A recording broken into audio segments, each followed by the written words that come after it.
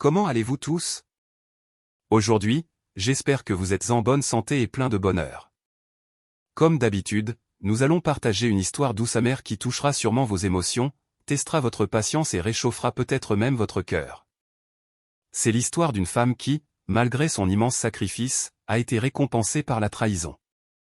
Imaginez, pendant 5 longues années, cette femme a travaillé sans relâche pour financer toute l'éducation de son mari jusqu'à ce qu'il obtienne son diplôme de médecine. Mais qu'a-t-elle reçu le jour même de la remise des diplômes? Au lieu de la gratitude, un papier de divorce lui a été remis. Son mari a dit avec arrogance, « Nous ne sommes plus au même niveau. J'ai honte d'avoir une femme ordinaire comme toi. » Après le divorce, le mari a disparu comme une bulle. Mais 1 an plus tard, son ex-femme, qui est un médecin à part entière, a paniqué et l'a cherché désespérément. Que s'est-il passé? Avant d'approfondir l'histoire comme d'habitude, je vous demande votre soutien continu. Sinon, n'oubliez pas d'appuyer sur le bouton j'aime. Et pour ne pas manquer nos dernières histoires les plus passionnantes, abonnez-vous et activez la cloche de notification en attendant. Faisons d'abord notre présence rapide. Momo veut savoir d'où vous regardez. Veuillez taper votre nom, la ville où vous vous trouvez et le mot au présent dans la section des commentaires. Merci beaucoup à tous. Très bien, plus de fioritures. Commençons l'histoire. Ce matin-là, des applaudissements nourris ont résonné à l'intérieur du grand auditorium de l'université. Au milieu de la famille heureuse, Carmela était assise, débordante d'émotion. Elle essuyait simplement le coin de ses yeux humides pour empêcher les larmes de tomber. Elle regardait la scène. Il y avait son mari, Javier, debout avec élégance, portant une toge et un mortier, tenant le diplôme de médecine qu'il venait de recevoir du doyen. 5 ans. 5 ans d'attente, de sacrifices et de difficultés incommensurables avaient enfin porté leurs fruits. Carmela souriait à un sourire sincère qui était déjà un peu figé à cause de la fatigue des gens. Elle regardait ses propres mains plutôt rugueuses, des mains qui n'avaient pas goûté au luxe d'une manucure au cours des 5 dernières années. Ses mains étaient occupées à pétrir des collations pour les cafés tôt le matin et à taper des rapports jusque tard dans la nuit au bureau. C'étaient les mêmes mains qui massaient le dos de Javier lorsqu'il se plaignait de fatigue après une longue nuit d'études. Carmela a pris 2 emplois. Elle a vendu les bijoux que sa mère lui avait légués et a réprimé tous ses propres désirs, tout cela pour un rêve, voir Javier porter l'uniforme blanc de médecin. À côté de lui, la mère de Javier et sa belle-mère, Aline Pilar, affichaient l'expression la plus fière. « Mon Javier, enfin, est l'un des grands médecins », s'exclama Aline Pilar à un invité à côté d'elle tout en recevant des félicitations. Aline Pilar était très élégante dans sa filipiniana de créateur et ses cheveux parfaitement coiffés. Elle a jeté un coup d'œil à Carmela, qui ne portait qu'une robe simple. Aline Pilar cachait son aversion pour Carmela depuis longtemps parce qu'elle venait d'une famille humblée, à son avis, n'était pas digne de son intelligent Javier. Mais Carmela s'en fichait. L'amour de Javier lui suffisait. La cérémonie de remise des diplômes était terminée. Javier s'est approché d'eux avec un large sourire. Mais ce sourire était principalement destiné à Aline Pilar. Il a serré sa mère fort dans ses bras. « Je l'ai fait, maman », a-t-il dit. « Bien sûr, mon fils, maman sait que tu es vraiment bon », répondit Aline Pilar en lui tapotant le dos. Carmela est venue embrasser son mari. « Félicitations, chérie. » Javier a accepté l'étreinte de Carmela un peu froidement. Il l'a rapidement lâchée. « Oui, merci. Ce soir, nous dînons dans le restaurant gastronomique qui vient d'ouvrir. J'ai fait des réservations. »« Fait-on ça ?» a dit Javier, mais leurs yeux ne se sont pas rencontrés. Le cœur de Carmela a eu un peu mal à cause de cette froideur, mais elle a essayé de comprendre. Peut-être que Javier était juste fatigué ou submergé par l'émotion. « D'accord, chérie, tout ce que tu voudras, » répondit Carmela avec douceur. À la tombée de la nuit, tous les 3 étaient assis dans un restaurant chic surplombant l'horizon scintillant de Bonifacio Global City. Carmela se sentait un peu mal à l'aise. C'était l'endroit le plus cher où elle soit jamais allée. Elle a vu Javier, qui s'était changé pour un polo de marque coûteux, assis avec assurance. Aline Pilar, quant à elle, prenait constamment des photos de Javier pour les publier sur ses réseaux sociaux. « Mon amour, toute notre fatigue est enfin terminée. Nous pouvons commencer une nouvelle vie », a dit Carmela, essayant de lancer une conversation chaleureuse. En entendant cela, Aline Pilar a ricané. Ce que tu veux dire, c'est que Javier est fatigué, Carmela. Mon fils est travailleur. Il est médecin maintenant. Bien sûr, sa vie est nouvelle. Il mérite ce qu'il y a de mieux. Carmela s'est tue face aux commentaires sarcastiques. Elle attendait que son mari la défende, en disant que c'était parce qu'ils étaient tous les deux fatigués. Mais Javier n'a rien dit, occupé à regarder le menu. Après avoir commandé à manger, un moment de silence a prévalu. Javier s'est raclé la gorge et a regardé Carmela. Cette fois, son regard était difficile à lire, froid, sans expression. Quelque chose était différent. Carmela, j'ai quelque chose à te dire, a dit Javier. Oui, cher, a répondu Carmela, le regard plein d'espoir. Javier a fouillé dans sa nouvelle mallette et en a sorti une épaisse enveloppe marron. Elle a été placée sur la table juste devant Carmela. Le front de Carmela se plissa. Qu'est-ce que c'est, cher? Une offre d'emploi de l'hôpital, a grincé Aline Pilar, qui était à côté de Javier. Ce sourire a donné à Carmela un soudain mauvais pressentiment. Javier a secoué la tête légèrement. Non. Ouvre-la. Les mains de Carmela tremblaient un peu alors qu'elle prenait l'enveloppe. Elle l'ouvrit lentement. Ses yeux ont lu la première ligne d'un document officiel. Il semblait que son cœur s'était arrêté. Le restaurant animé semblait avoir cessé de tourner. Le cliquetis des couverts des autres tables semblait avoir disparu. C'était clairement écrit « Pétition pour annulation ». Carmela a regardé Javier avec incrédulité. Ses lèvres tremblaient.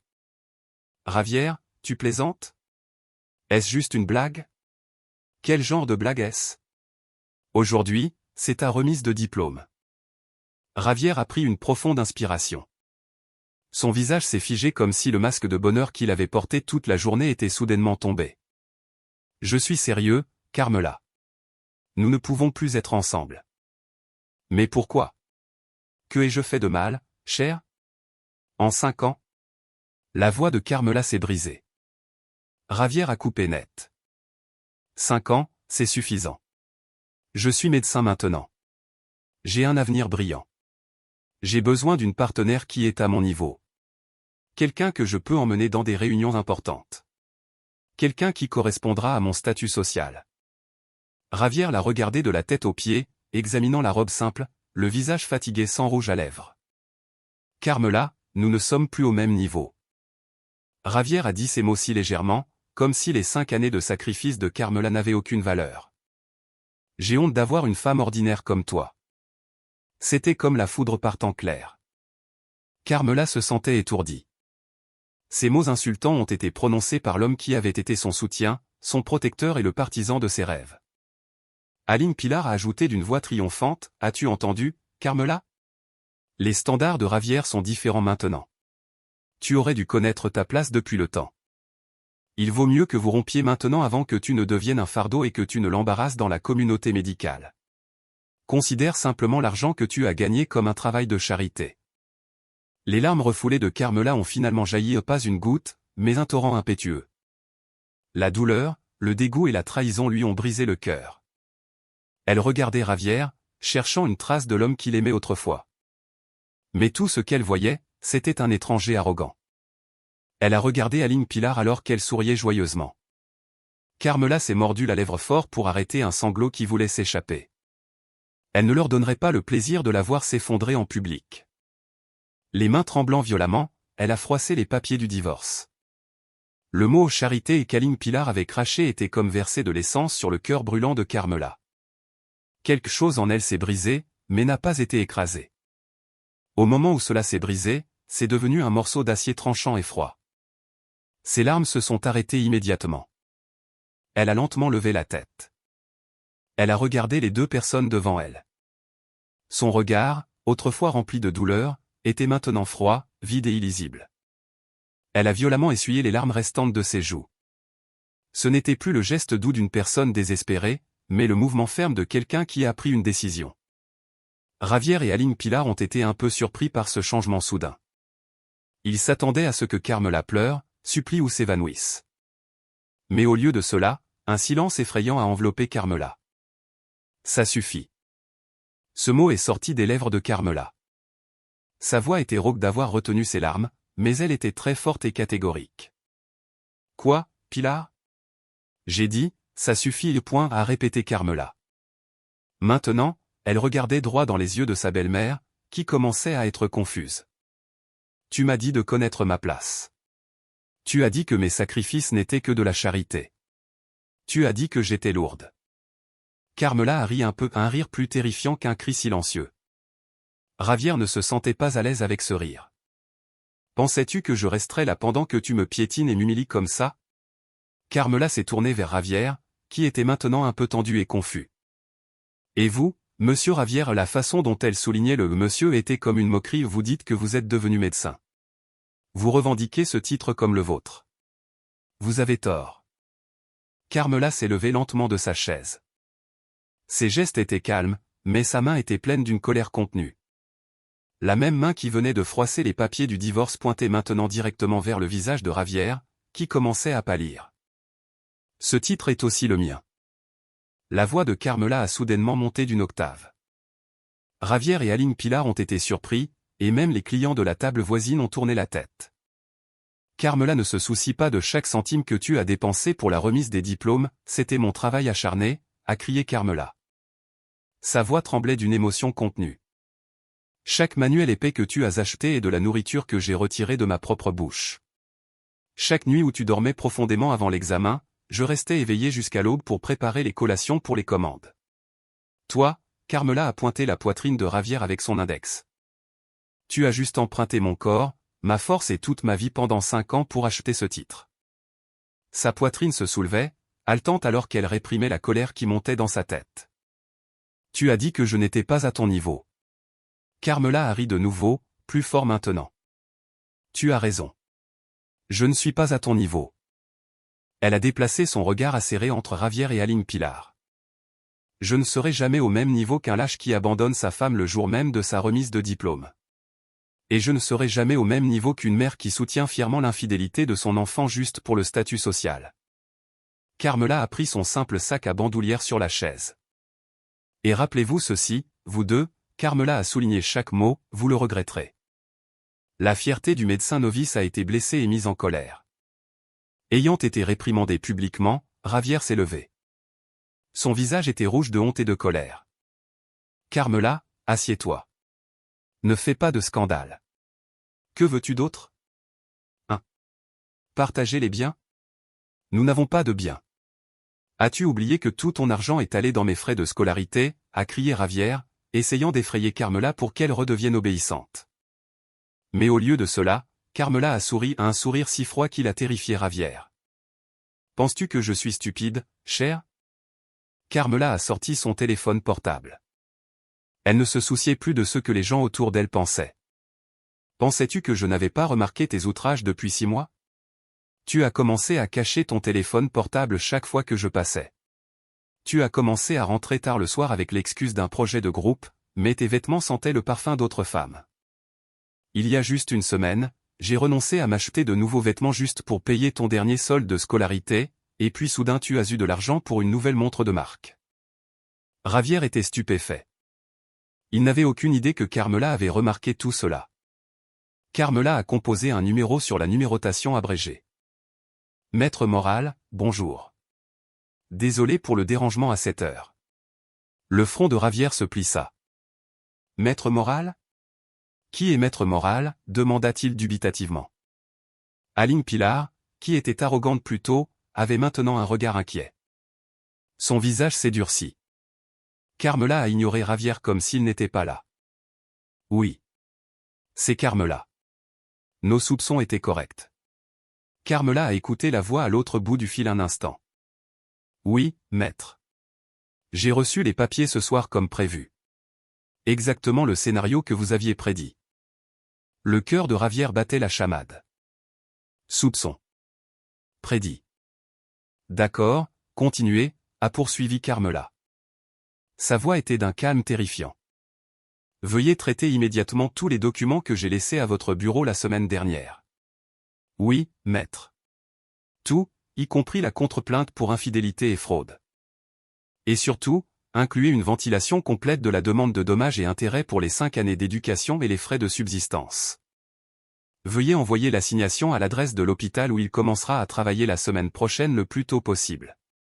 En entendant le mot dommages et intérêts, Aline Pilar s'est levée de sa chaise. Son visage était pâle. Contre-plainte. Quel dommage, Carmela? N'invente pas, es-tu folle? Tu essaies de faire chanter mon fils, a-t-elle crié de peur. Carmela a finalement raccroché le téléphone. Elle a mis le téléphone portable dans son sac d'un mouvement lent. Elle a regardé Aline Pilar. Je ne suis pas folle, Aline Pilar. Je prends juste mes droits. C'est vous qui avez dit que c'était un investissement. Eh bien, je veux obtenir un retour sur mon investissement. J'ai gardé tous les reçus de virement bancaire, les reçus de scolarité, et même chaque facture Meralco que j'ai payée en 5 ans. Carmela s'est tournée vers Ravière, qui était maintenant paralysée. Ses lèvres se sont serrées. Pensais-tu que je te laisserais partir librement pour trouver une nouvelle vie et une nouvelle femme à ton niveau en utilisant le titre que j'ai acheté avec mon argent durement gagné? Tu as tort, mon amour. Carmela a pris les papiers du divorce sur la table devant Ravière et Aline Pilar. Elle ne les a pas déchirés. Au lieu de cela, elle les a soigneusement pliés et les a mis dans son sac. C'est une bonne preuve supplémentaire au tribunal. Merci. Je ne signerai pas vos papiers, a dit Carmela fermement. Mais je vous punirai et je vous ferai payer chaque goutte de ma sueur avant que vous puissiez vous pavaner dans cet uniforme blanc. Sans un mot de plus, Carmela s'est retournée. Elle est sortie de ce restaurant chic. D'un pas ferme, elle a laissé Ravière et Aline Pilar stupéfaits à table devant la nourriture coûteuse qu'ils avaient commandée et qui n'avait même pas été touchée. Ce soir-là, Carmela n'a plus pleuré. La colère brûlante avait séché toutes ses larmes. Il ne restait plus qu'une détermination de fer. Les pas de Carmela hors du restaurant chic étaient légers, mais ses empreintes semblaient brûler sur le sol de marbre froid. Elle n'a pas pleuré. L'épaisse colère a glacé ses larmes. Elle s'est dépêchée de marcher vers le hall, ignorant les regards des employés du restaurant qui étaient surpris de la voir entrer à 3 et repartir seule avec un visage brûlant. Elle a immédiatement hélé un taxi et a donné l'adresse du studio de Lucie, sa seule amie en ville. Sur le chemin, Carmela est restée immobile.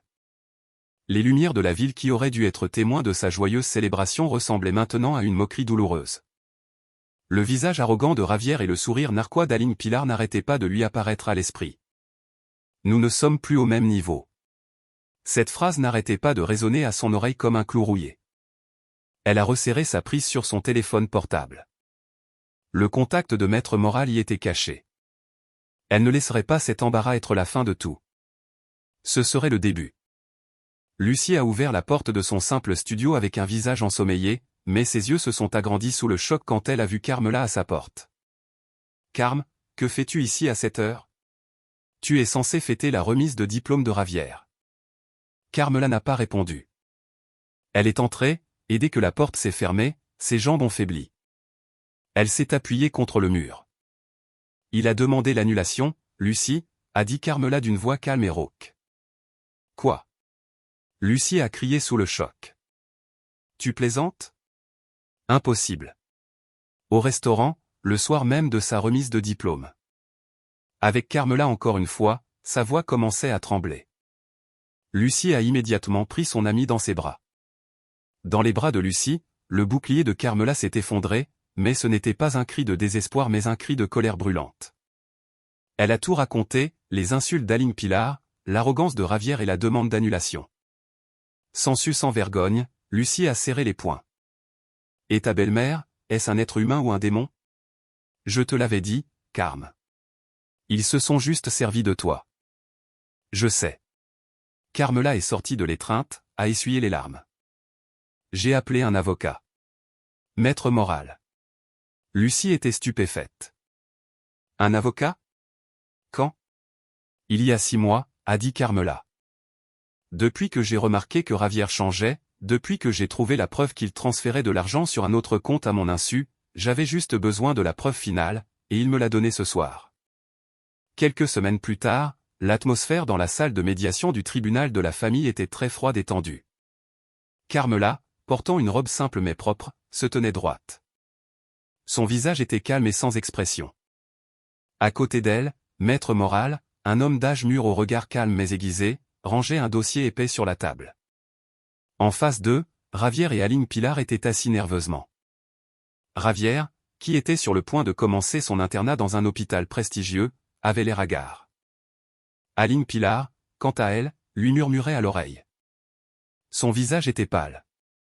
Le discours de maître Moral détaillant la contre-plainte et la demande de dommages et intérêts d'une valeur de 29 millions avait complètement gâché leur fête. Le médiateur a commencé la séance, mais avant que Javier ou son avocat nouvellement engagé ne puisse parler, maître Moral a directement interrompu. Javier a levé les yeux.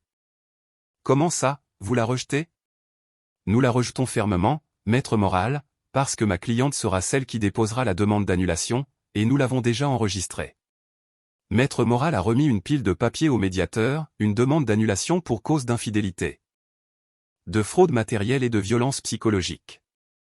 C'est de la calomnie, a crié Aline Pilar. N'inventez rien. Maître Moral l'a ignoré. Et nous avons également inclus une demande de dommages et intérêts pour tous les frais d'études et de subsistance que ma cliente a fournis pendant 5 ans pour financer les études de médecine de Monsieur Pérez. Maître Moral a ouvert le dossier épais devant lui. Voici toutes les preuves détaillées, des virements bancaires par semestre, des reçus pour l'achat de livres et de fournitures, des preuves de paiement du loyer de la maison, jusqu'à la ventilation des dépenses alimentaires quotidiennes que ma cliente a envoyées sur le compte de Monsieur Pérez. Le total s'élève à 29 millions. Javier a marqué une pause, son visage est devenu immédiatement pâle. 29 millions était une somme énorme. Son salaire de départ en tant qu'interne n'en atteindrait même pas le quart en un an. Aline Pilar a eu le souffle coupé. L'avocat qu'ils avaient engagé a juste dégluti en voyant la pile parfaite de preuves. C'est du chantage, a dit Javier. Sa voix était un mélange de colère et de peur. C'est le devoir de l'époux. Carmela, es-tu folle? Carmela, qui était restée silencieuse tout ce temps, a finalement pris la parole. Elle a regardé Javier directement. C'est le devoir de l'époux dont tu as dit qu'il n'était pas à ton niveau. C'est le devoir de l'époux que tu as embarrassé. C'est le devoir de l'époux que tu as quitté le jour de ta remise de diplôme, a demandé Carmela. Sa voix était vide mais tranchante. Je ne suis pas folle, Javier. J'ai juste facturé ce qui m'était dû. Un silence de mort a prévalu. Javier et Aline Pilar savaient qu'ils n'avaient rien pour lutter contre la pile de preuves. Carmela a alors fait un léger signe à maître Moral. L'avocat a hoché la tête. Les paroles suivantes de maître Moral ont de nouveau attiré l'attention de Javier et Aline Pilar. Ma cliente est une bonne personne. Elle ne veut pas faire traîner cette affaire plus longtemps. Carmela a regardé Javier. Je vais retirer la demande de dommages et intérêts de 29 millions. Javier et Aline Pilar ne pouvaient pas croire ce qu'ils entendaient. Il y a quelques conditions, a rapidement ajouté Carmela. Premièrement, vous accepterez ma demande d'annulation. Le motif doit être clairement indiqué, infidélité et abandon. Je veux que mon honneur soit restauré. Javier a grincé des dents. C'est embarrassant. Deuxièmement, a continué Carmela, il n'y aura pas de partage des biens. Je ne prendrai rien de cette maison, et vous ne pourrez rien me demander même si nous sommes divorcés. Troisièmement, vous signerez tous les deux un accord stipulant que vous ne m'ennuierez plus jamais, ni moi ni ma famille. Quatrièmement, nous clôturons maintenant sans appel, sans délai. Javier a regardé Aline Pilar. Aline Pilar, qui était presque terrifiée par l'idée de devoir vendre leur maison pour payer la dette de 29 millions, a immédiatement hoché la tête de peur. D'accord, signe, Javier. A-t-elle murmuré. La fierté ne valait rien comparée à une dette aussi énorme. Javier, les mains tremblant d'un mélange de honte et de soulagement, a signé l'accord. Le processus d'annulation a été très rapide. Le marteau du juge est tombé. Carmela était officiellement libre. Elle a quitté le tribunal sans regarder en arrière, laissant Javier affaler sur son siège et Aline Pilar pleurant de soulagement. Cet après-midi-là, Carmela a fini de ranger ses dernières affaires dans une vieille valise dans le studio de Lucie.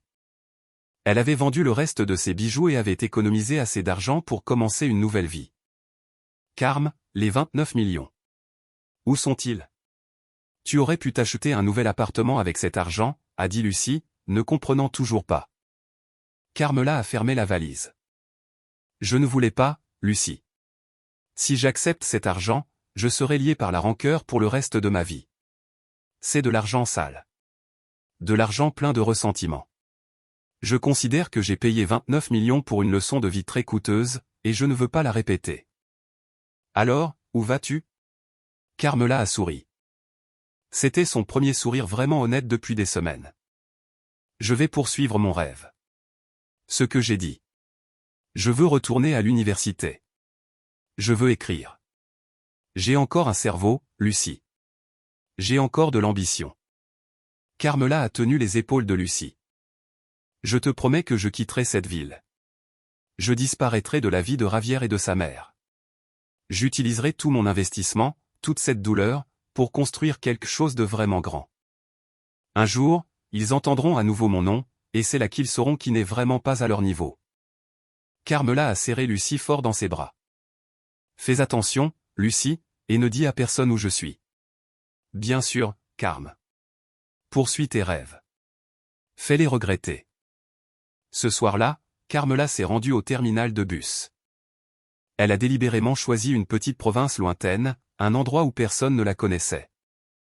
Alors que le bus commençait à quitter la ville scintillante qui lui avait causé tant de douleur, Carmela a regardé par la fenêtre. Elle n'a pas pleuré.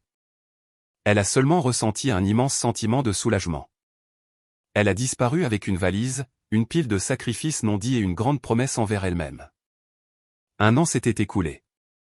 Le temps a coulé sans dire au revoir, changeant les destins et faisant tourner la roue de la vie. Au 15e étage de l'hôpital privé le plus prestigieux de Métro Manila, un jeune médecin marchait avec assurance. Son uniforme blanc était repassé. Un stéthoscope coûteux pendait autour de son cou, pas seulement comme un outil, mais comme un symbole de statut. Sur sa plaque nominative, il était clairement écrit « Dr Javier Pérez ». Il est le nouveau chirurgien vedette de l'hôpital, intelligent, rapide et, malgré sa jeunesse, on lui a déjà confié plusieurs opérations complexes. Il est admiré par ses supérieurs, surveillé par les jeunes infirmières et respecté par ses collègues médecins. Javier a obtenu tout ce qu'il voulait. Son ancienne vie avec Carmela est comme un cauchemar lointain. Il se souvient à peine du nom de son ex-femme. S'il lui traverse l'esprit, Javier n'y voit qu'un souvenir honteux, une étape qu'il a dû franchir pour en arriver là où il est aujourd'hui. Rompre avec Carmela a été la meilleure décision de ma vie, se dit-il souvent devant le miroir de son luxueux Pantouse. Carmela est un fardeau, une épine dans son pied, un rappel de son passé ordinaire. Maintenant, il est libre, et il célèbre cette liberté dans le luxe. Javier ne vit plus dans le petit appartement qu'il a hérité de son père. Lui et Aline Pilar ont emménagé dans un Pantouse chic au milieu de BGC, où ils ont une vue sur les lumières de la ville chaque nuit. Bien sûr, ils étaient criblés de dettes, mais Javier s'en fichait. Le statut était tout. Il a également échangé sa vieille moto contre une Mercedes-Benz noire toute neuve. Il a pris la voiture avec un prêt de 7 ans à un taux d'intérêt très élevé. Son salaire de départ dans un hôpital privé était élevé, mais pas assez pour le style de vie qu'il voulait afficher. Chaque week-end, Javier passait ses nuits dans des restaurants haut de gamme, le genre d'endroit où il humiliait Carmela autrefois. Il a acheté des vêtements de marque, des vêtements de créateurs et a rejoint un club de golf exclusif. À l'extérieur, le docteur Javier Pérez était l'image même du succès. Mais derrière cette façade, les factures de cartes de crédit commençaient à s'accumuler. Il vivait sur 5 cartes de crédit différentes et avait contracté plusieurs prêts personnels auprès de la banque pour la rénovation du Pantouse. L'arrogance de Javier déteignait parfaitement sur Aline Pilar. Son statut de mère de médecin avait élevé son rang social à un niveau qu'elle n'avait jamais imaginé. Aline Pilar était désormais un membre à part entière d'un cercle social d'épouses d'hommes d'affaires et de hauts fonctionnaires. Chaque fois qu'elles se rencontraient, elles n'avaient d'yeux que pour la grandeur de Javier. Et, Javier. Bien sûr, amiga, il a eu des opérations majeures les unes après les autres. Hier soir, il est rentré à 3 heures du matin, disait-elle un après-midi tout en préparant un thé coûteux dans le hall d'un hôtel de luxe. En vérité, elle savait que Javier était rentré à 3 heures du matin non pas à cause de l'opération, mais parce qu'il avait assisté à une fête dans un club exclusif. Je suis si fier, mais que puis-je faire? C'est ce qu'on appelle une profession noble. Ce gamin est si dévoué. Le nouveau Pantouse, Camo, amiga, a continué Aline Pilar comme si elle répondait à la question. Ah, c'est simple. 3 chambres avec vue sur la ville. Javier a insisté pour que sa mère y vive. Il a dit que j'avais besoin d'être à l'aise quand je serai vieille. Quel bon fils. Aline Pilar continuait de presser Javier de se trouver une nouvelle partenaire. Javier est un grand médecin. Ne fais pas la même erreur avec ta femme encore une fois. Trouve-en une qui soit à ton niveau. La fille du professeur Santos est belle et diplômée de Suisse. Ou Sarah, la fille du directeur de l'autre hôpital. N'oublie pas que se marier maintenant est un investissement social pour ta carrière, prêche-t-elle presque chaque jour. Javier se contentait de hocher la tête, savourant son nouveau statut de célibataire le plus convoité. Les jours passaient dans un cycle de parade et d'endettement jusqu'à ce qu'un après-midi, alors que Javier dirigeait une réunion d'évaluation avec les plus jeunes médecins, quelque chose se produise. Il parlait avec autorité, montrant l'écran de présentation, quand il s'est soudainement senti étourdi. Sa vision s'est brouillée pendant une seconde et il a dû se tenir au bord de la table pour ne pas tomber. « Docteur Pérez, ça va ?» a demandé un jeune médecin en voyant le visage de leur supérieur devenir soudainement pâle. Javier s'est immédiatement redressé. « Je vais bien, juste un peu fatigué. »« Trop d'opérations ?» a-t-il répondu calmement. « Continuons. » Il a ignoré l'étrange pulsation dans ses sens. « C'est probablement juste une migraine », a-t-il pensé, manque de sommeil et trop de café. Mais cette migraine a commencé à s'aggraver. Quelques jours plus tard, alors qu'il déjeunait à la cafétéria de l'hôpital, toujours arrogant et critiquant la cuisine du chef comme n'étant pas délicieuse, sa main tenant la cuillère a soudainement tremblé légèrement. Le tremblement n'a duré que quelques secondes, mais c'était suffisant pour le rendre nerveux. Qu'est-ce que c'est? Son esprit s'emballait. Il a serré le poing sous la table, essayant de le contrôler. Il a accusé la climatisation d'être trop froide. Ce soir-là, dans son luxueux Penthouse, les symptômes se sont manifestés encore plus forts. Il venait de finir de prendre sa douche et se préparait pour un dîner arrangé par Aline Pilar pour lui présenter une femme. Il se tenait devant un grand miroir, ajustant une cravate coûteuse. Soudain, il a eu l'impression que le monde était à l'envers. Sa tête lui faisait si mal qu'il avait l'impression d'être poignardé par des milliers d'aiguilles. Sa vision s'est complètement brouillée et un rugissement sonore a résonné à ses oreilles. Il a reculé en trébuchant. La commode s'est renversée derrière lui. Des flacons de parfum coûteux sont tombés. « Que se passe-t-il » murmura Javier, se tenant la tête comme si elle allait exploser. Il est tombé au sol, reprenant son souffle. Une sueur froide a trempé ses vêtements. En tant que médecin, un sentiment d'alerte a résonné dans sa tête. Ce n'est pas une fatigue ou une migraine ordinaire. Mais son ego surdimensionné refusait de l'admettre. Il ne peut pas tomber malade. Le grand docteur Javier Pérez au sommet de sa carrière ne peut pas tomber malade.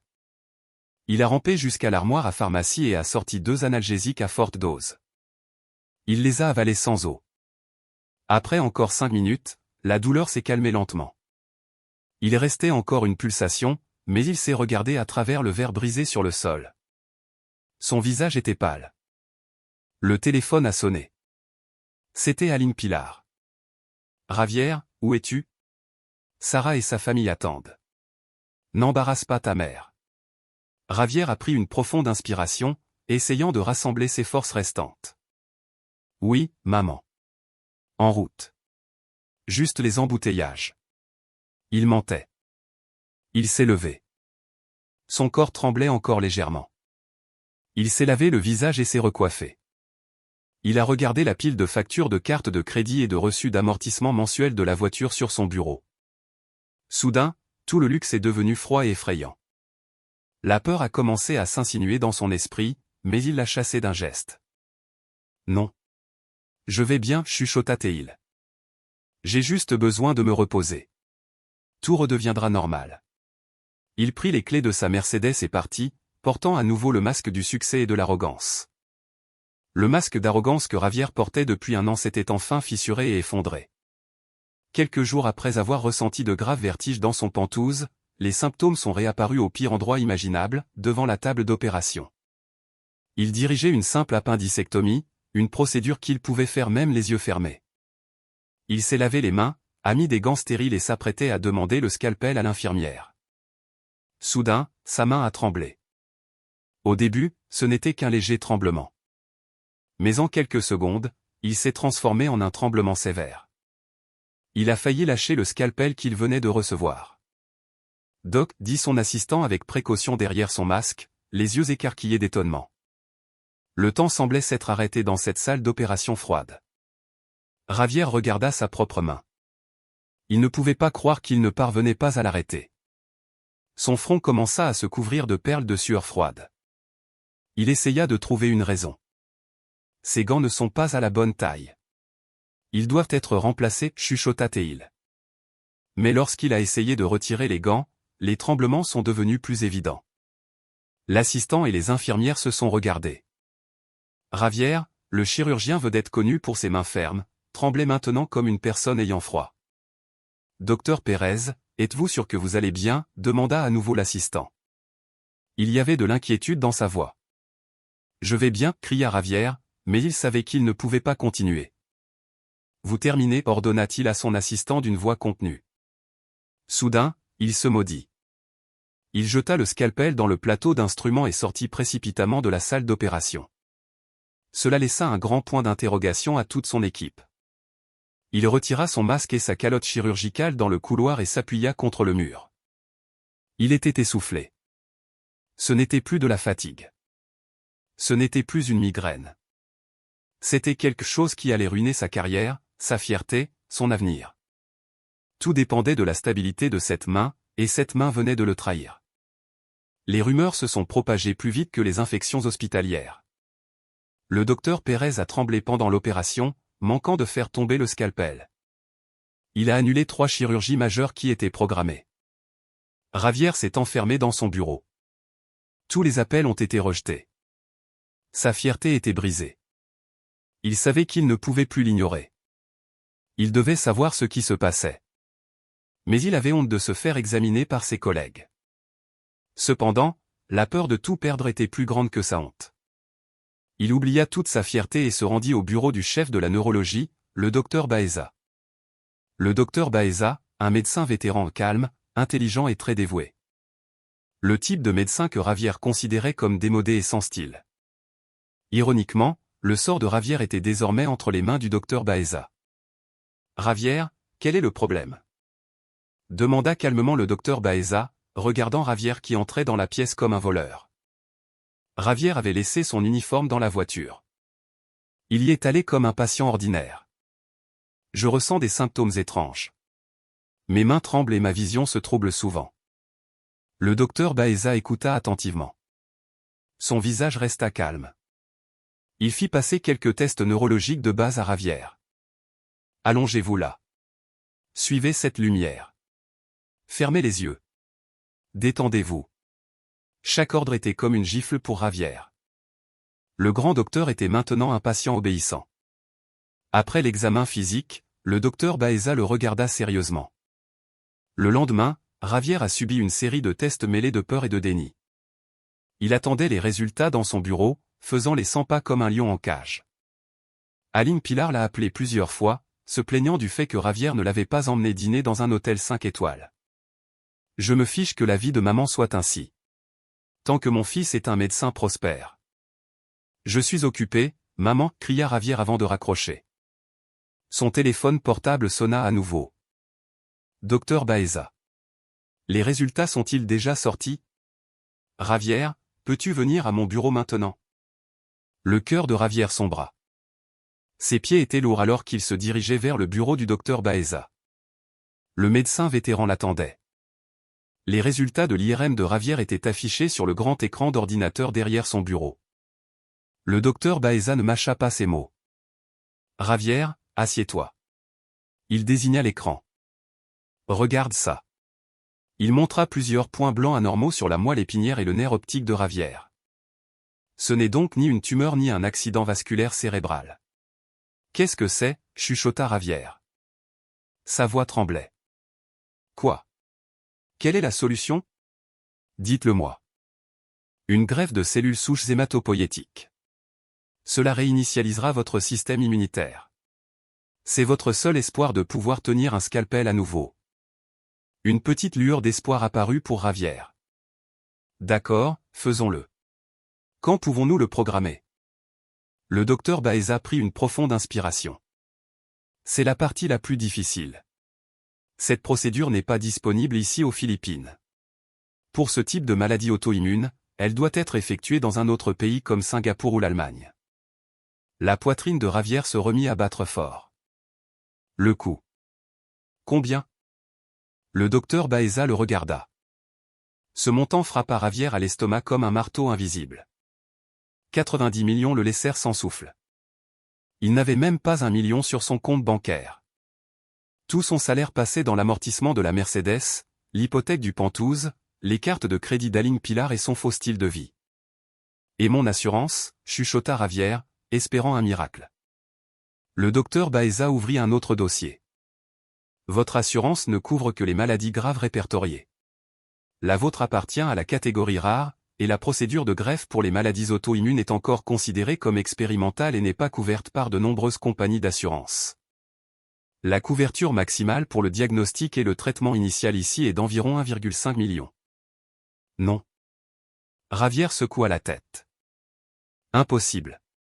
Ce n'est pas possible. 90 millions. Il rit à un rire sec qui ressemblait à un sanglot. Le docteur Javier Pérez, le chirurgien vedette qui avait insulté sa femme parce qu'il n'était pas au même niveau, était là maintenant ruiné et diagnostiqué avec une maladie rare qui menaçait de le laisser aveugle et paralysé. Javier sortit du bureau du docteur Baeza dans un état second.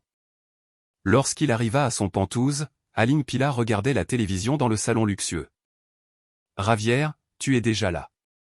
Maman a commandé un dîner coûteux en utilisant ta carte de crédit. Mangeons. Javier regarda sa mère avec des yeux vides. Je suis malade, maman, chuchota Théil. Quoi? Un rhume? Je te l'ai dit. Pas un rhume, cria Javier. Sa voix explosa. Je suis gravement malade. J'ai besoin d'une chirurgie à l'étranger. Il faut 90 millions. La cuillère qu'Aline Pilar tenait tomba sur son assiette coûteuse. 90 millions? Tu plaisantes, Javier? Où allons-nous trouver une telle somme? Nous venons de payer la compte pour ta nouvelle voiture. Je ne plaisante pas, maman. Hurla Javier, finalement complètement envahi par la peur. Je pourrais devenir aveugle. Je pourrais être paralysé. Ma carrière est terminée et nous n'avons pas d'argent. Nous n'avons rien. Nous faisons faillite, maman. Le docteur arrogant a fait faillite cette nuit-là dans un Pantouse chic avec une hypothèque qui durerait des décennies. Javier Pérez a finalement pleuré comme un enfant non pas à cause de sa douleur, mais à cause de la réalisation qu'il n'avait pas un seul centime pour sauver sa vie et sa fierté. La peur remplit la pièce silencieuse. Javier et Aline Pilar y étaient désormais piégés. Le cri de Javier a faillite. Nous faisons faillite. Nous faisons faillite. Nous faisons faillite. Résonna dans leur luxueux Pantouse. Il rebondit sur les murs de marbre importés et les meubles coûteux qui n'avaient pas été payés, puis leur revint dans un silence de mort. Aline Pilar, le visage pâle, fut la première à rompre ce silence. Mais ce n'était pas un cri de pitié pour son fils. Cela ne pouvait pas l'être. Nous ne pouvons pas être en faillite, chuchota Aline Pilar. Sa voix tremblait. Elle ne regardait pas Javier, qui était assis faiblement sur le sol. Elle regardait autour d'elle le tableau abstrait coûteux au mur, le lustre en cristal, l'écran plat de 80 pouces. Ce Pantouse, ta voiture, les sacs de maman. Tout ça. Javier rit à un rire sec comme le gémissement d'un mourant. C'est ça le problème, maman. Tout ça n'est qu'une illusion. Il se leva et donna un coup de pied dans la table basse en verre devant lui, qui glissa sur le côté. Ce Pantouse est une hypothèque sur 20 ans, maman. Nous ne payons que depuis environ 10 mois. Il vaut moins maintenant que notre dette bancaire. Si nous le vendons, nous devons encore des centaines de milliers. Et la Mercedes dont tu te vantes dans ton cercle social, maman. Aline Pilar essayait toujours de nier l'évidence. Javier se lava violemment le visage.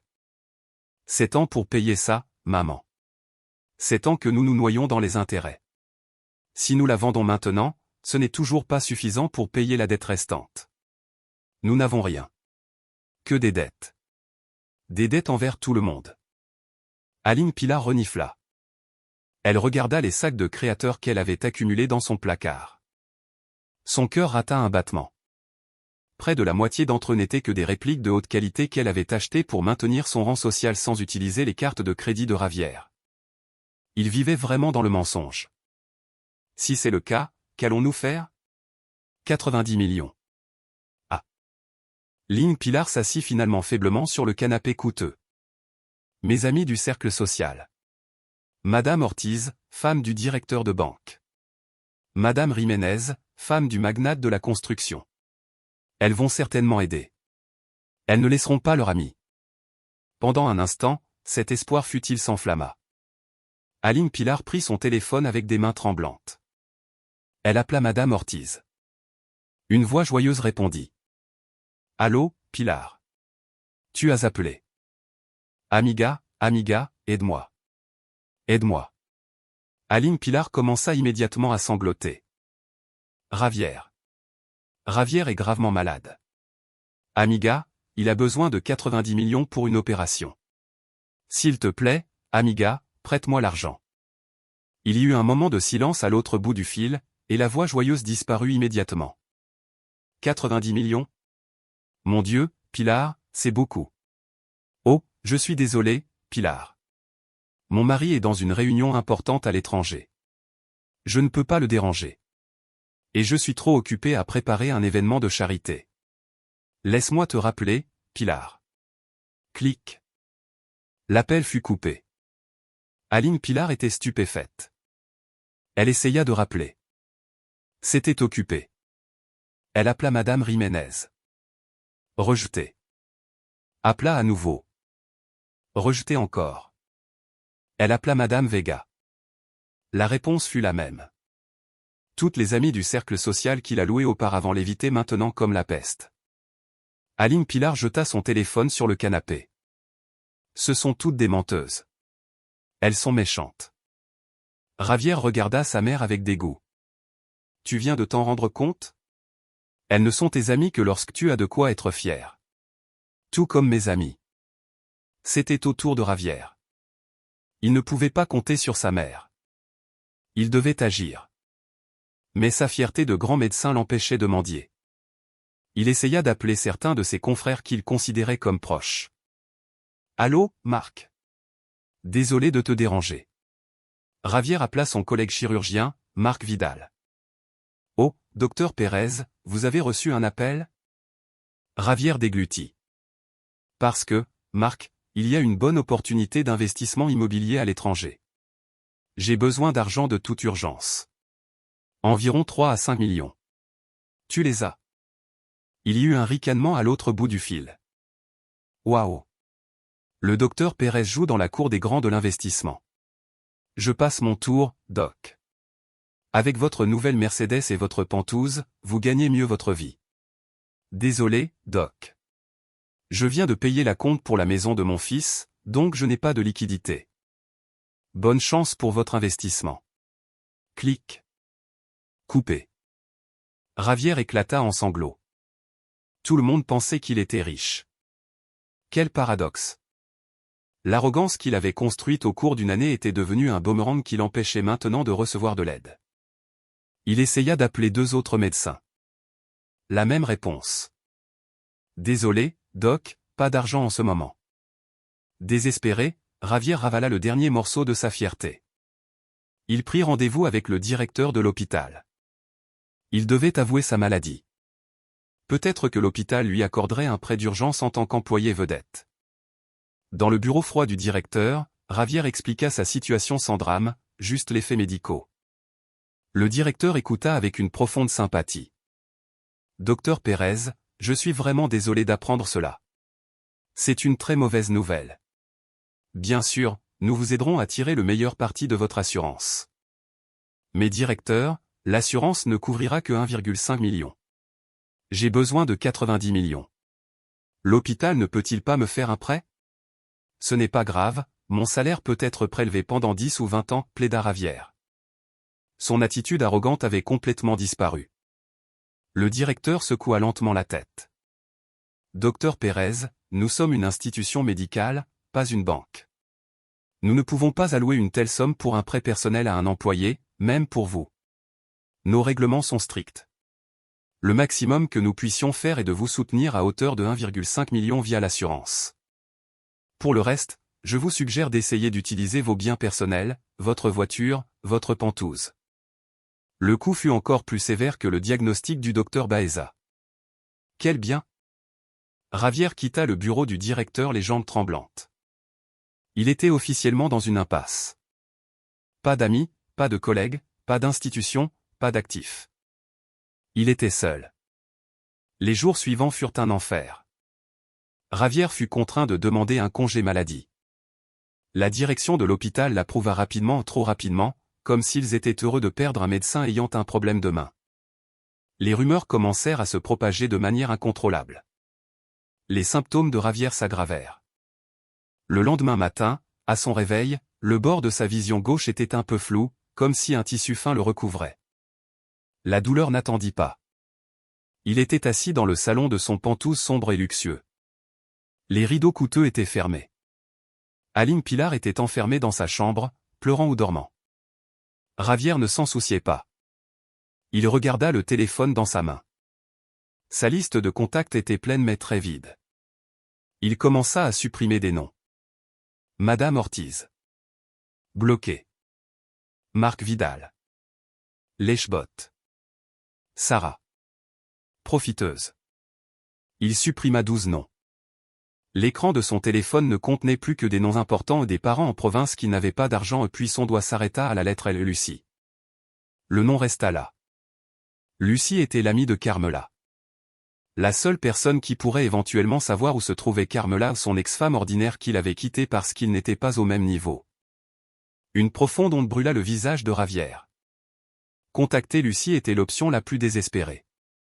C'était l'aveu le plus complet de sa défaite. C'était la preuve qu'il avait échoué. Mais d'un autre côté, Carmela était la seule personne au monde qui lui avait tout donné inconditionnellement. Il se souvint des dernières paroles de Carmela au restaurant. Tu le regretteras. Le regret était là maintenant non pas comme un simple sentiment de culpabilité, mais comme un regret cruel et étouffant sous la forme d'une sentence de cécité et de paralysie. Il regarda le nom de Lucie sur l'écran. Sa main tremblait violemment de douleur et de désespoir. Il devait le faire. Il n'avait pas d'autre choix. Le courage dont Javier s'était vanté et le courage qu'il avait utilisé pour humilier Carmela et comme bouclier d'arrogance à l'hôpital était maintenant aussi petit qu'une particule de poussière. Il fixa le nom de Lucie sur l'écran de son téléphone pendant près d'une heure. Sa main, tremblant maintenant plus intensément, se leva et retomba plusieurs fois pour appuyer sur le bouton d'appel. À chaque tentative, il semblait entendre à nouveau le rire génial d'Aline Pilar et sa propre voix arrogante. Nous ne sommes plus au même niveau. La honte lui brûlait la gorge comme de l'acide. Contacter Lucie, c'était brandir le drapeau blanc. C'était admettre que Carmela, la femme ordinaire qu'il avait abandonnée, était désormais son dernier espoir. Alors qu'il hésitait, son œil gauche tressaillit à nouveau. L'ombre vague sur le côté semblait s'épaissir. La peur de la cécité était plus vive que la honte. Il prit une profonde inspiration, oubliant sa fierté. Il appuya sur le bouton d'appel. Une sonnerie, 2, 3. Javier pensa que Lucie ne répondrait pas quand la communication fut établie. Il n'y eut pas de allô, juste un froid silence. Ah, bonjour, dit Javier. Sa voix était rauque. Bonjour, Lucie. Un soupir sarcastique se fit entendre à l'autre bout du fil. Waouh. Waouh. Waouh. Le respectable docteur Javier Pérez. J'ai encore ton numéro enregistré. La voix de Lucie était si tranchante et pleine de colère qu'elle diminua encore le peu de courage qu'il restait à Javier. Lucie, désolé pour le dérangement. Lucie rit un rire mauvais. Cela fait plus d'1 an que tu as quitté mon ami comme une ordure, et maintenant tu appelles pour dire que tu es désolé. N'est-ce pas un peu tard? Non. Pas ça. Javier se frotta le visage en sueur. Je voulais juste demander comment va Carmela. Le rire de Lucie s'arrêta immédiatement. Après un moment de silence, une voix très dangereuse se fit entendre. Tu demandes des nouvelles de Carmela. Après un an sans te soucier de savoir si elle est morte ou vivante, maintenant tu demandes. Sérieusement? Ton cerveau de docteur fonctionne-t-il encore? Lucie, s'il te plaît, supplia Javier. Son arrogance disparut complètement pour être remplacée par un désespoir manifeste. J'ai vraiment besoin de lui parler. C'est une question de vie ou de mort. Vie ou mort. Lucie ricana. Pourquoi? Tu n'as plus d'argent? Tu veux lui demander de financer ton autre spécialisation? Oh attends, je sais. Tu es malade. Le karma est revenu te hanter, Ravière.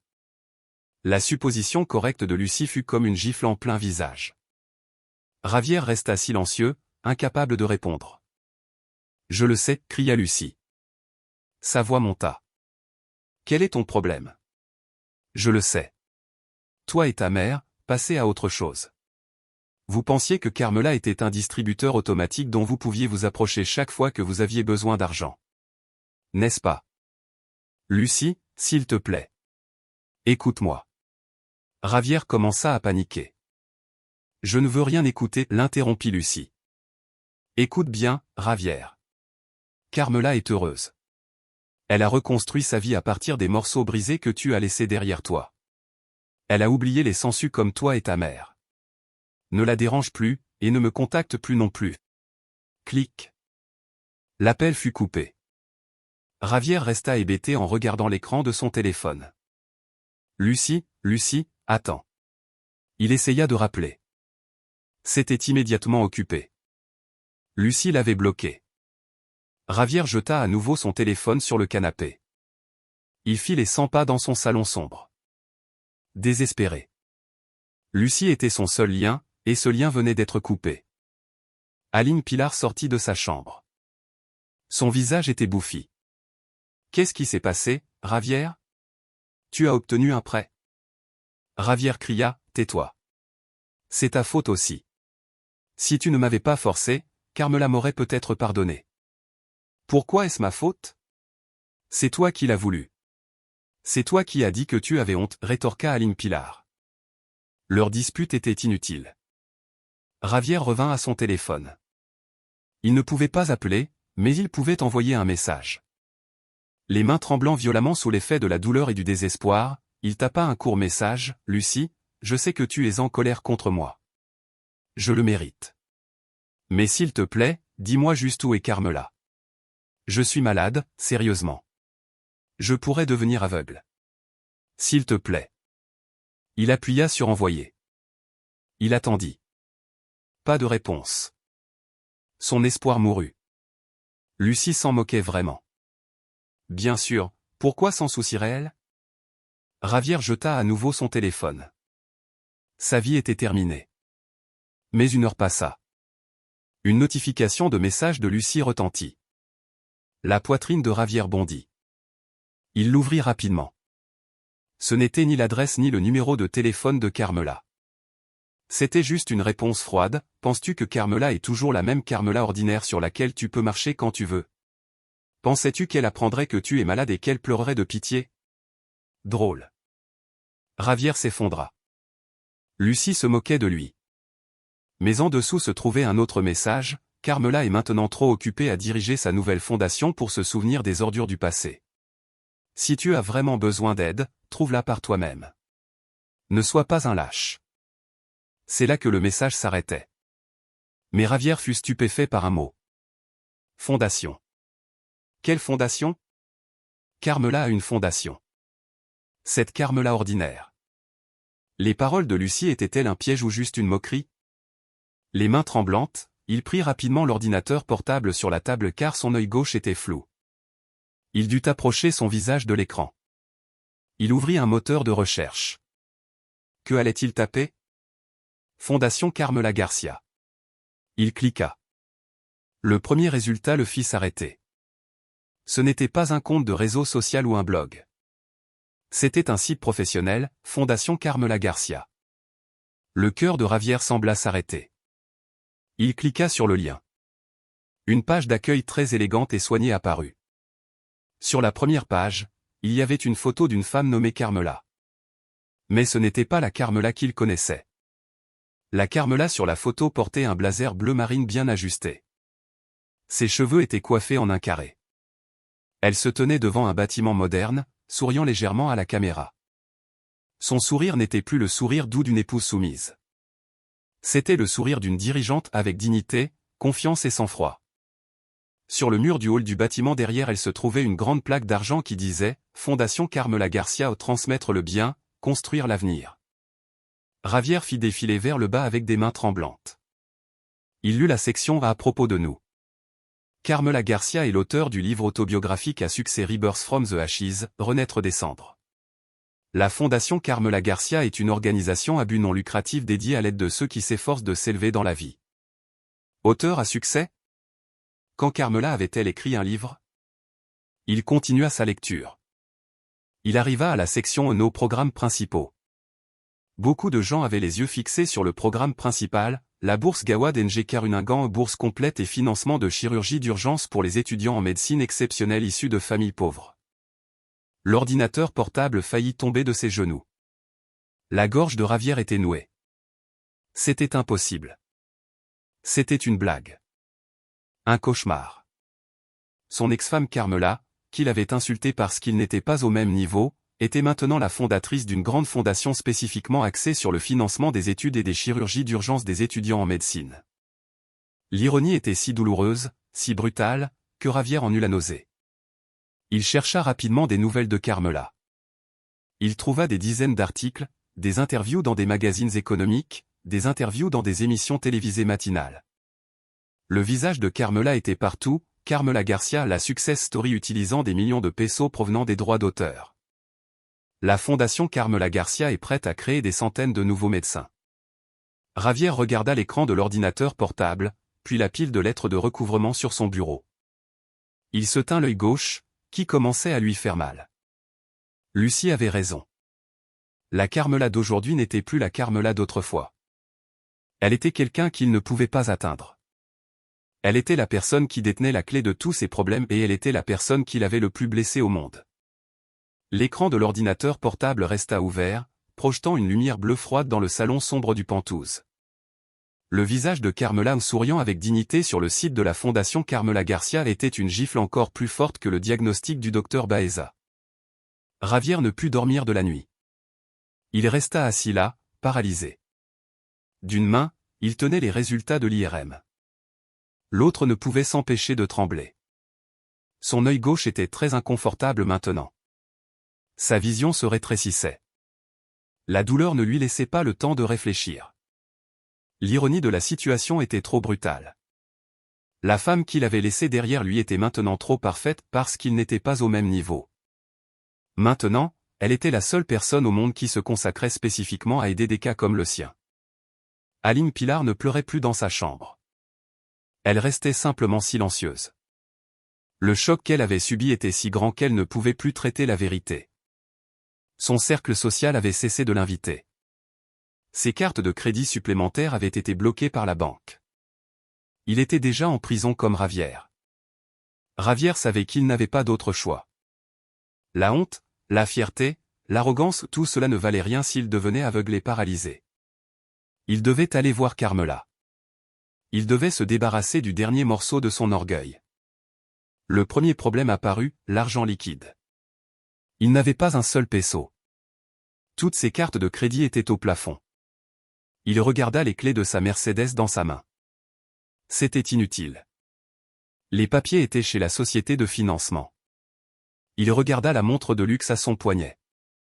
C'était le seul bien qu'il possédait, et il l'avait également acheté avec des versements par carte de crédit. Il se décida.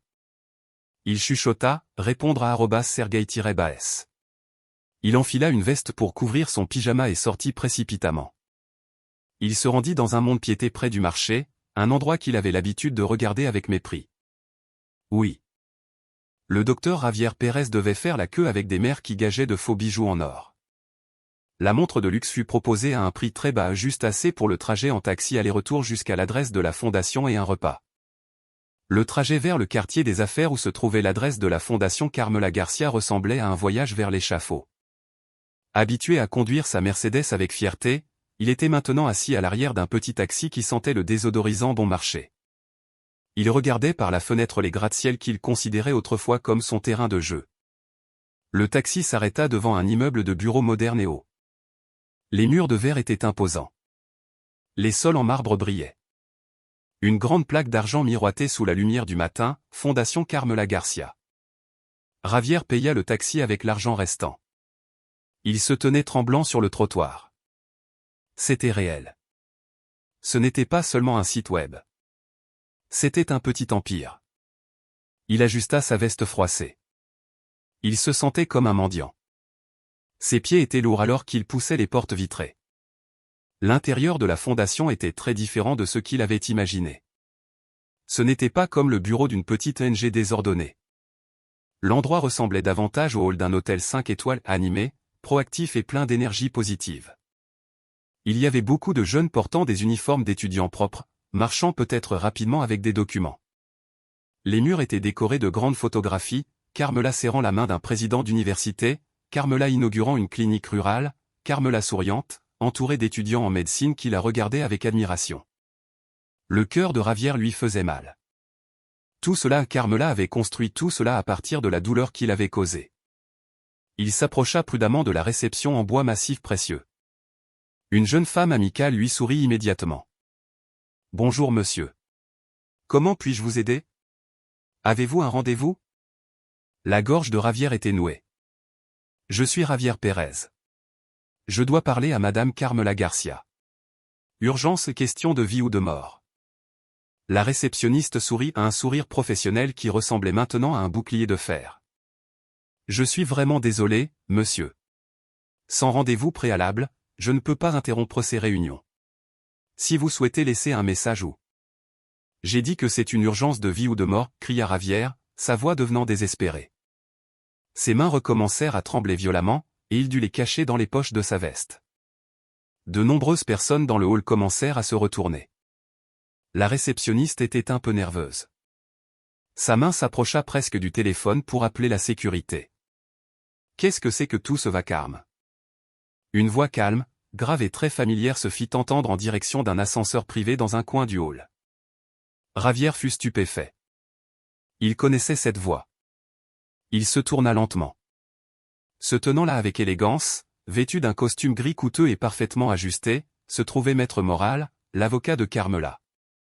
Son visage était toujours calme, mais le regard derrière ses lunettes de prix était plus aiguisé maintenant. Il ne ressemblait plus à un petit avocat défendant une épouse opprimée.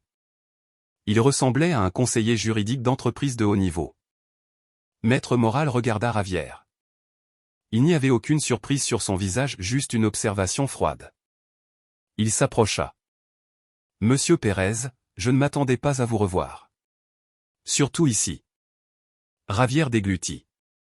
Sa honte se mêlait maintenant à la peur. « Maître Moral. Vous vous souvenez encore de moi ?» Maître Moral sourit légèrement. « Oh, je n'oublie pas un client potentiel qui m'a fait gagner 29 millions autrefois. Et je n'oublie jamais qui a laissé passer cette opportunité. » Il regarda la réceptionniste. « C'est bon, Mina. Je vais m'occuper de ce monsieur. » Maître Moral fit signe à Javier de le suivre vers une zone plus privée, un salon d'attente avec des canapés en cuir confortable. Javier s'assit sur le bord du canapé, le corps raide. « Alors, commença Maître Moral, s'asseyant confortablement en face de lui en faisant une grimace, « Qu'est-ce qui amène monsieur Pérez ici après plus d'1 an? Ne me dites pas que vous avez changé d'avis pour les 29 millions et que vous voulez les payer? » Non, coupa rapidement Javier. Ce n'est pas ça. Je suis malade, maître. Je suis gravement malade. Je sais, répondit sèchement Maître Moral. Javier était toujours en vie. Comment le saviez-vous? L'ami de Madame Garcia, Mademoiselle Lucie, m'a appelé hier soir après avoir reçu votre message. Elle m'a tout raconté sur l'allogreffe de cellules souches et le besoin de 90 millions. Madame Garcia m'a demandé de vous accueillir si jamais vous essayiez d'entrer ici. Javier fut surpris. Ainsi Lucie avait fait son rapport. Carmela savait qu'il venait. Tout cela était prévu.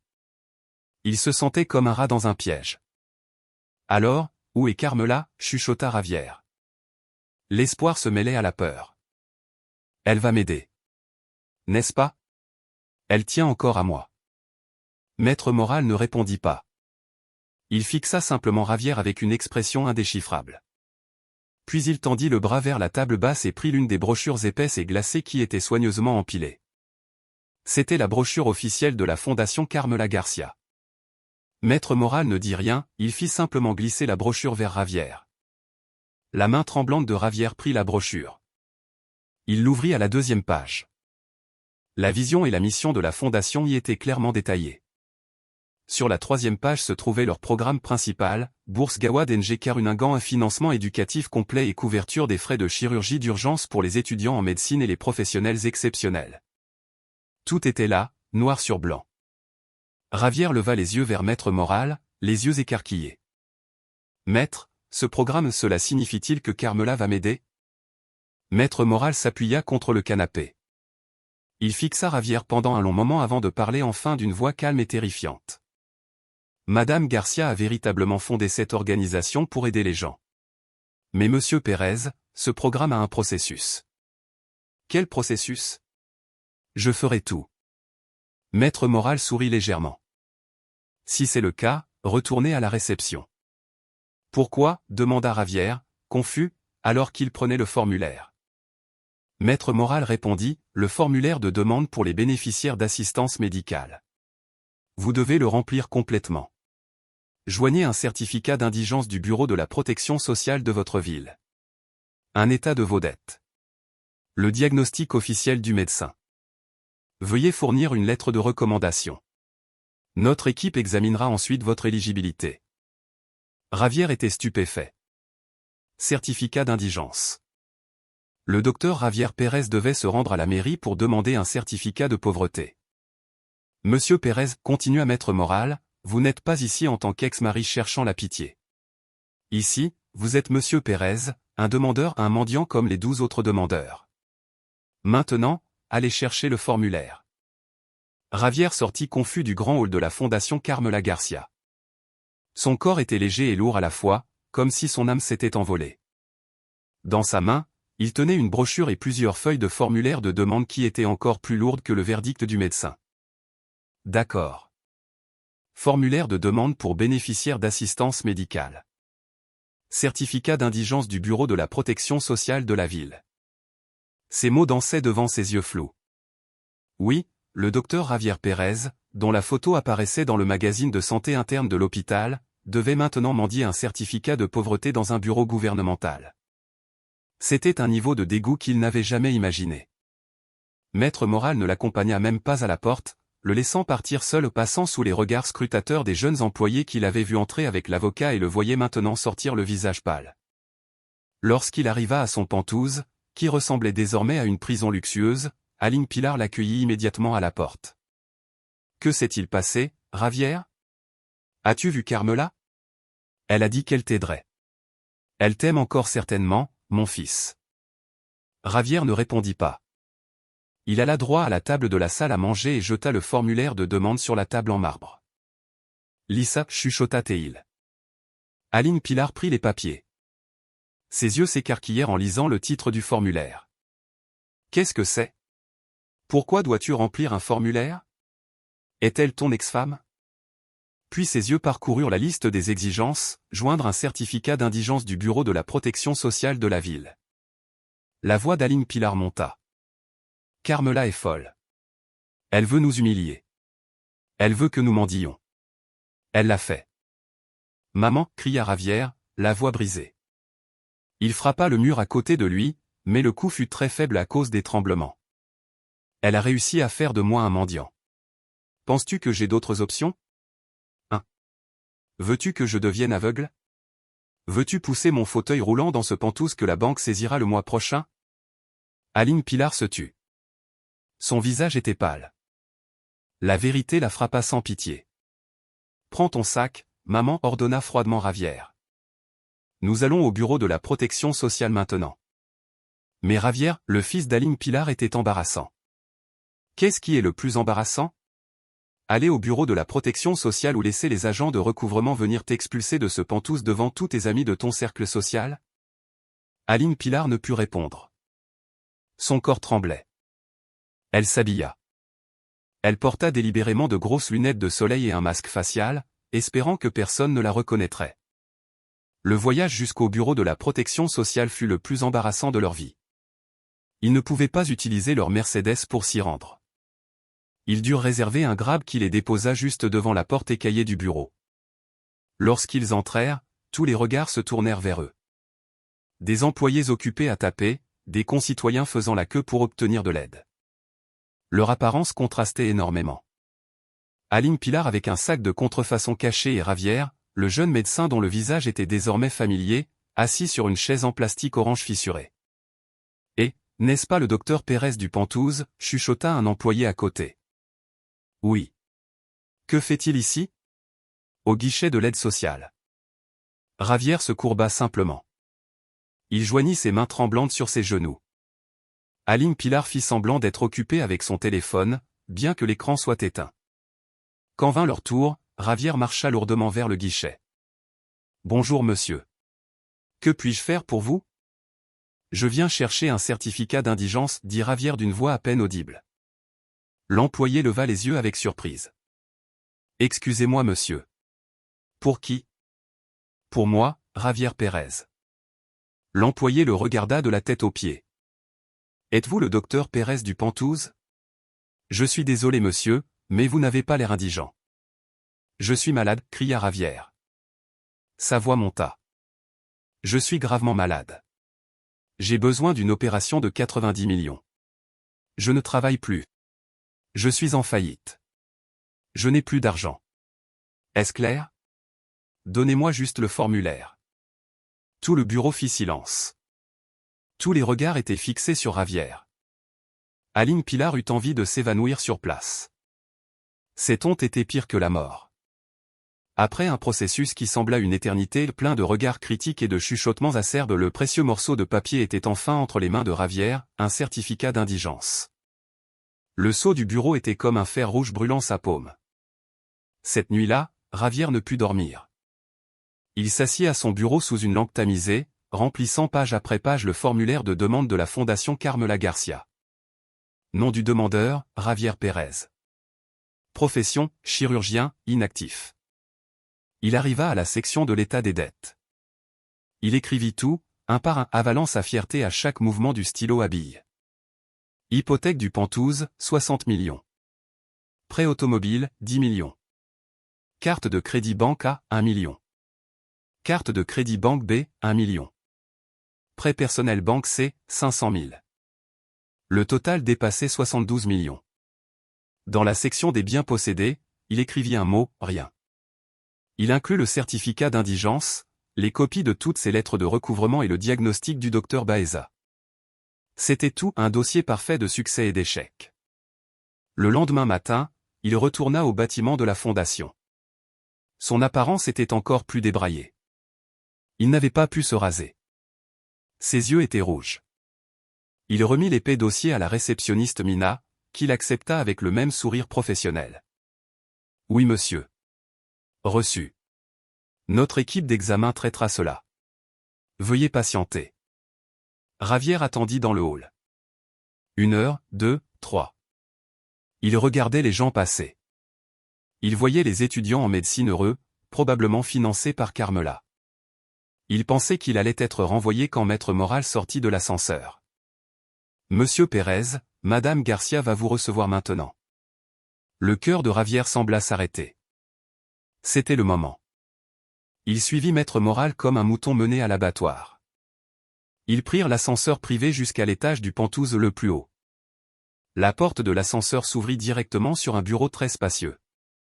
Les murs étaient en verre, offrant une vue à 180 degrés sur la ville. Au centre de la pièce, derrière un grand bureau en acajou propre, Carmela était assise. Javier retint son souffle. La Carmela qu'il voyait maintenant n'était pas celle des photos. Elle était plus effrayante. Ses cheveux étaient coiffés en un carré. Elle portait une élégante blouse en soie vert émeraude. Son visage était maquillé de façon subtile mais forte. Elle lisait quelque chose sur son écran d'ordinateur. Elle ne leva pas immédiatement les yeux quand Javier et Maître Moral entrèrent. « Madame Garcia, Monsieur Pérez est ici, » dit faiblement Maître Moral. Carmela finit sa lecture. Puis elle leva lentement la tête. Ses yeux qui étaient autrefois pleins d'amour et d'adoration et étaient froids maintenant, calmes et tranchants comme ceux d'un aigle. Il n'y avait ni amour ni colère. Seulement du calcul. « Monsieur Pérez, asseyez-vous, » dit Carmela. Sa voix était vide. pas Javier, mais Monsieur Pérez. Javier s'assit sur une chaise dure devant le bureau de Carmela. Il se sentait comme un accusé. Maître Moral se tenait silencieusement dans un coin de la pièce. Nous avons examiné votre demande, commença Carmela. La voix était calme, comme si elle parlait simplement de la pluie et du beau temps. Elle prit l'IRM qu'il avait soumise. Le diagnostic d'allogreffe de cellules souches est correct et progressif. Nous avons vérifié l'estimation du besoin en millions de fonds à l'hôpital de Singapour. Le montant était correct. Carmela passa à la page suivante. Et votre état des dettes, totalisant 72 millions.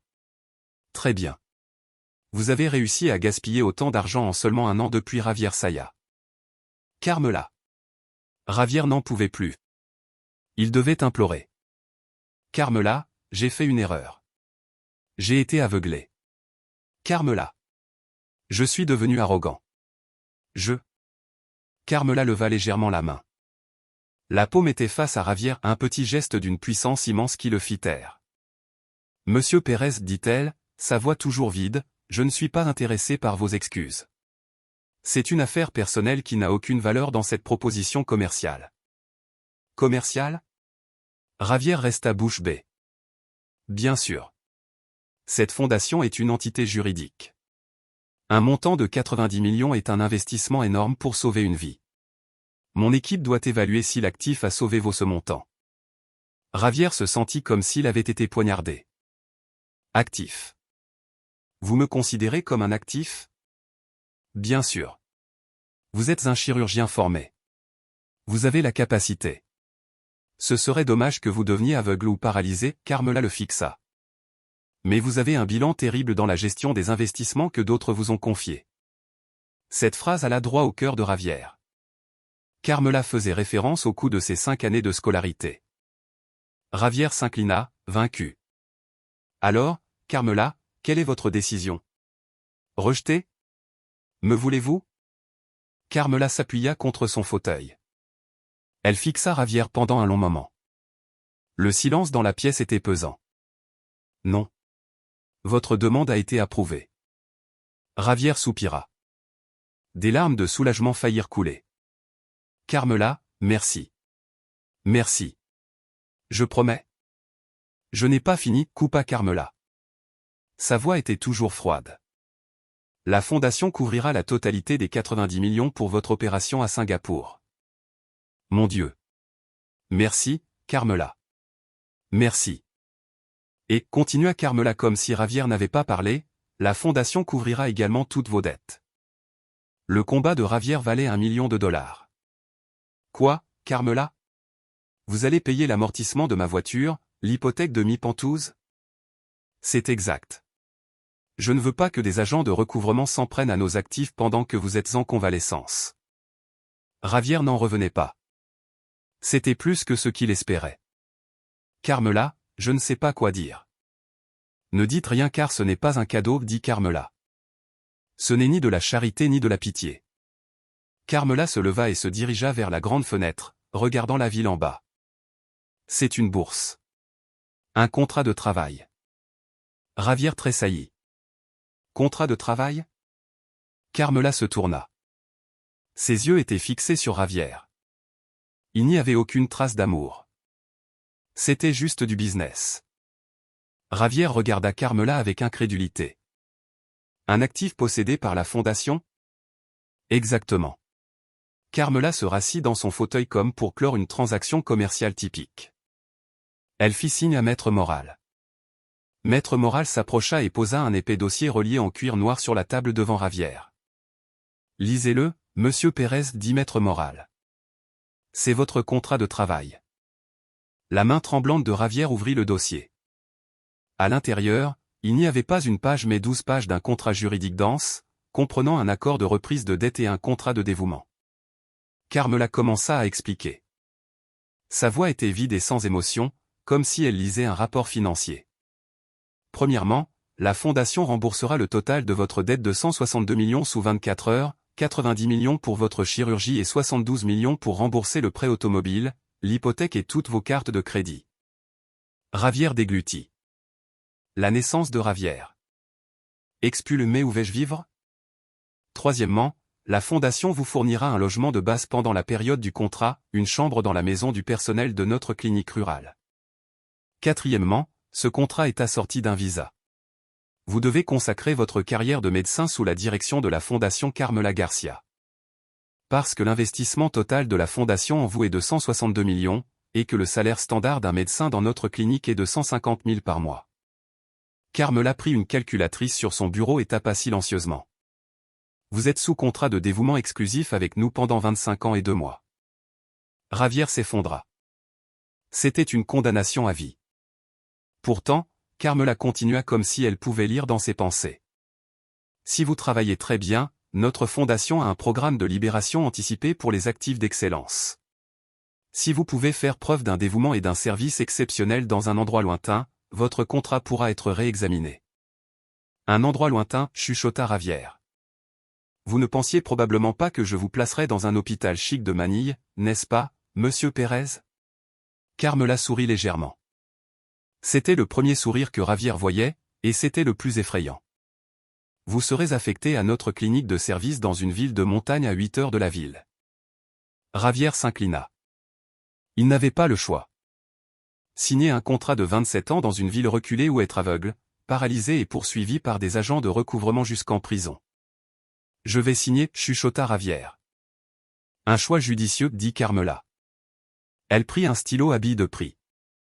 Javier prit le stylo à billes.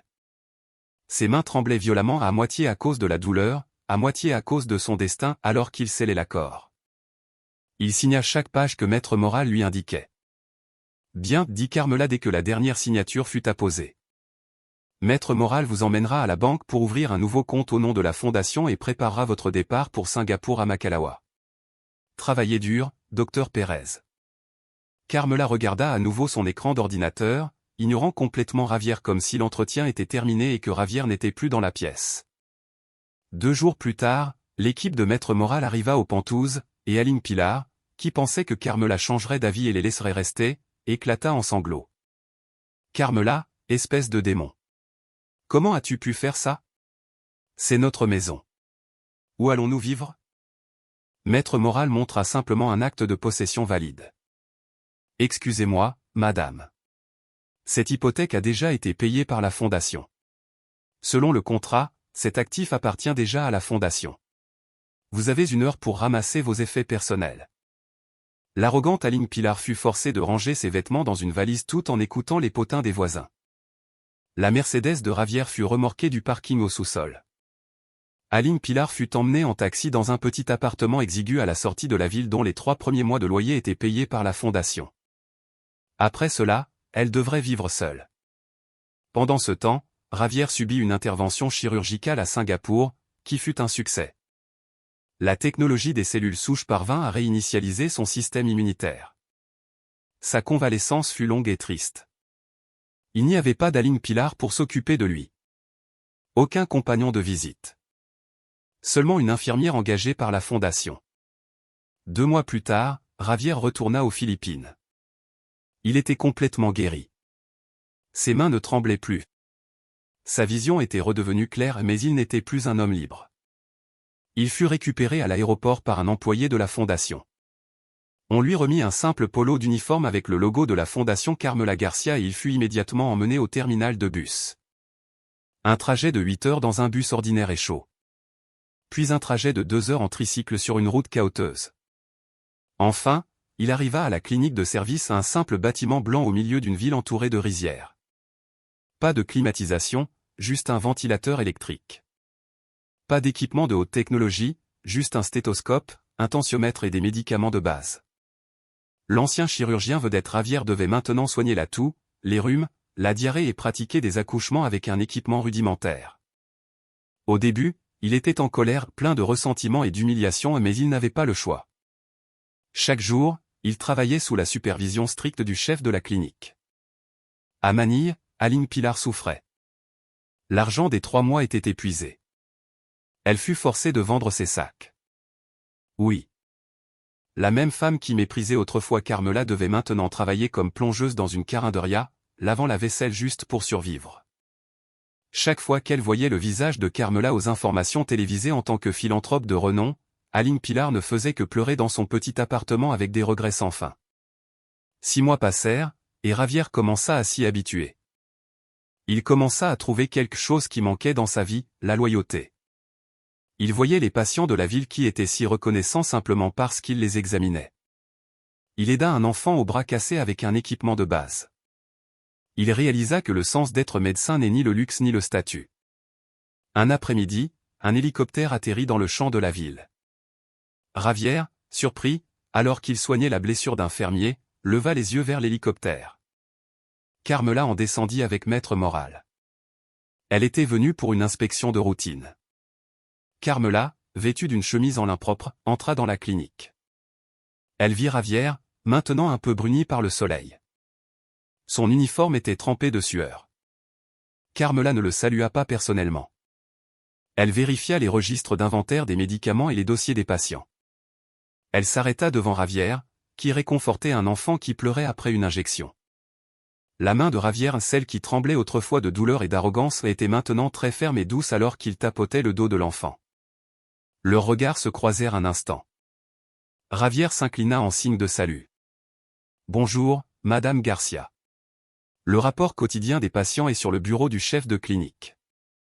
Carmela le fixa pendant un long moment. Il n'y avait plus de colère dans ses yeux, juste le regard d'un dirigeant sur son employé. « Bon travail, docteur Pérez. Continuez ainsi. Il vous reste 26 ans et 6 mois. » Carmela se tourna et retourna à son hélicoptère. Javier le regarda s'envoler. Il prit une profonde inspiration. Il était vrai qu'il n'était pas au niveau de Carmela. Carmela était au ciel, et lui sur terre. Carmela avait gagné parfaitement. Elle n'avait pas seulement récupéré son argent. Elle ne s'était pas seulement vengée. Elle avait pris la vie de Javier, l'avait détruite, puis l'avait reconstruite selon sa propre version et non pas comme un mari arrogant mais comme un médecin dévoué que Carmela avait façonné pour transmettre le bien aux plus malades et de la manière la plus juste possible. Une courte leçon, l'arrogance est la dette au taux d'intérêt le plus élevé. Elle sera réclamée quand nous ne serons pas prêts. L'honnêteté, en revanche, est un investissement. Elle sera souvent rendue au double de façon inattendue.